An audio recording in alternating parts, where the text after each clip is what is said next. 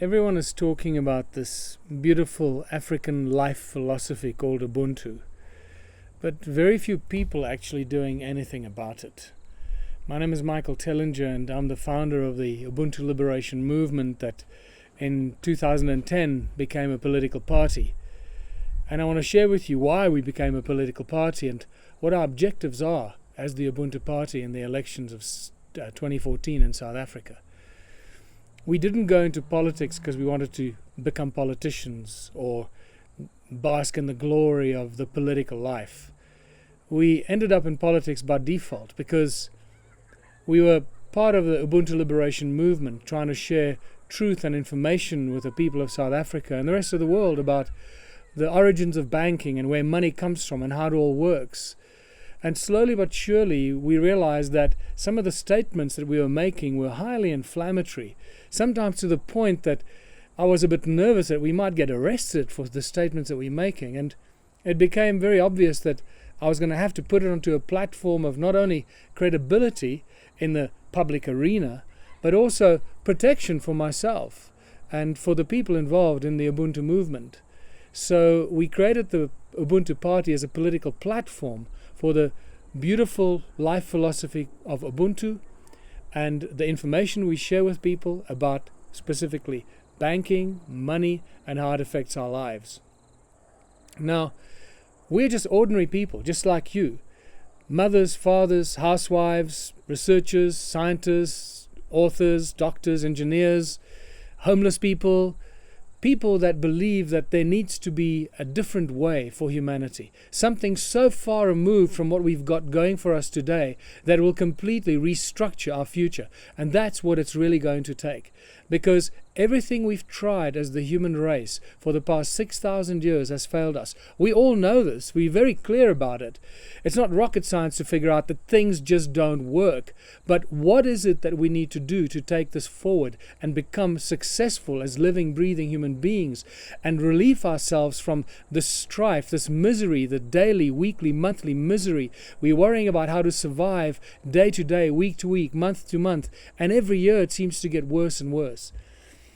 The Ubuntu Party does present a very simple philosophy and a way out of the system. It is so simple and so easy that at first many people actually reject it because they can't believe that the solutions can be this simple. And it goes to the root of the problems. Unfortunately, for us to solve the problems that we've been dumped into, this economic mess, this financial enslavement and the slavery of every single one of us, requires that we go to the root and find what is behind this misery that humans find themselves in. And the reasons for that are all to do with the finance and the banking industry in South Africa and also the rest of the world, obviously. So, if we don't address how money is created and how money is distributed and how money is controlled and supported by the legal system that protects the draconian implementation of money onto our people, we will never solve the problems.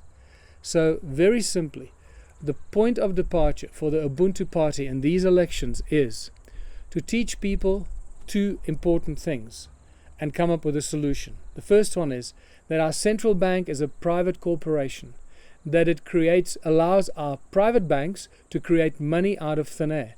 This private corporation, called the South African Reserve Bank, is the granddaddy of all the other banks. It looks after all the other banks, and they take their lead from the central bank, the South African Reserve Bank. Now, being a private company controlled from Switzerland creates a huge problem for us, the people, because this private company allows the private banks to create money out of thin air, and it has the exclusive right as a private company to issue money, to create money out of thin air and issue the money for the South African population. So the central bank does not belong to the people. It does not belong to the government. It belongs to a private company in Switzerland. Until we solve this problem, we will never get ourselves out of this mess we're in. This is why we pay income tax. This is why there's such high taxes on everything we do in our lives. This is why the interest in the banks is so high, and we can never ever repay it. Every single one of us has been turned into a debt slave to the banks for the rest of our lives. Most of us will never ever get out of this debt. The only way to solve this is to get rid of the Reserve Bank and to replace it with a people's bank. A people's bank that is owned by the people and controlled by the government of the people of South Africa. A government that is a true servant of the people and not just pays lip service to being the servant of the people and actually enslaves the people.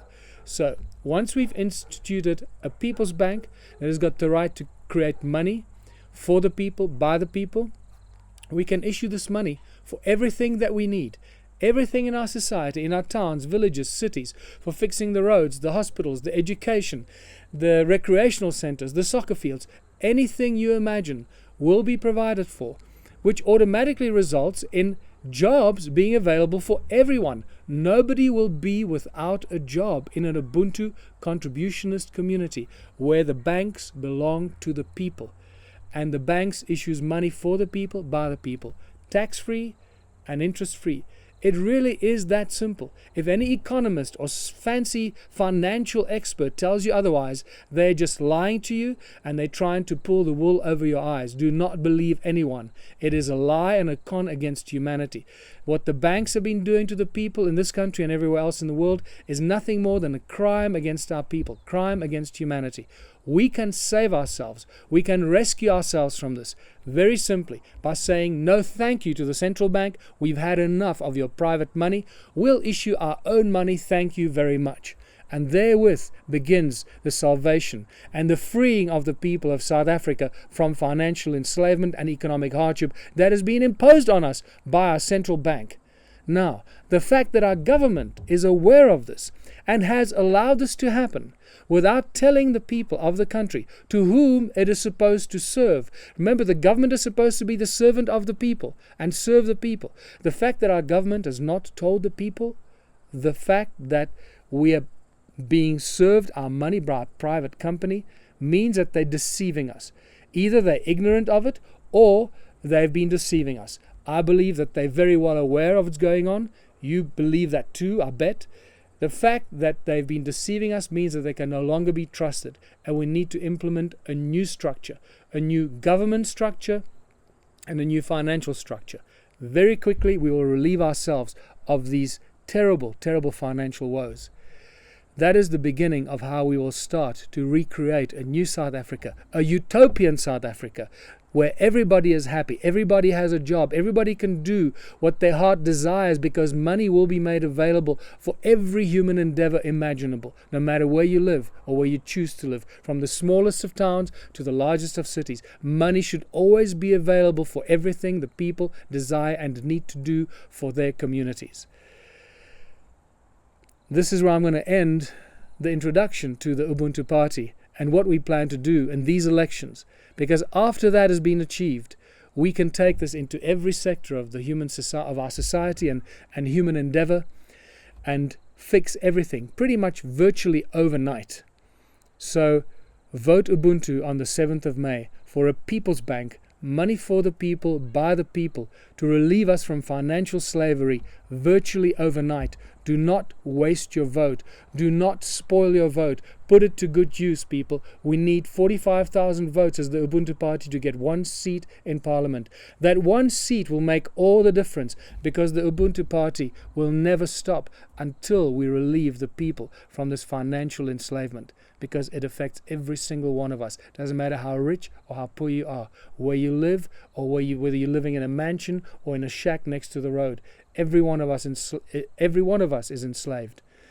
If you believe you're not enslaved, you're just lying to yourself, or somebody has been lying to you. So, Ubuntu Party, we have a solution, and we have many more solutions, which I will share with you in another clip. I hope this makes sense to you.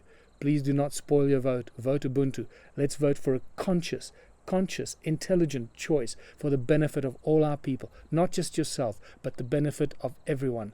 Because we believe if it's not good for everyone, it's no good at all. Viva Ubuntu. Vote Ubuntu on the 7th of May.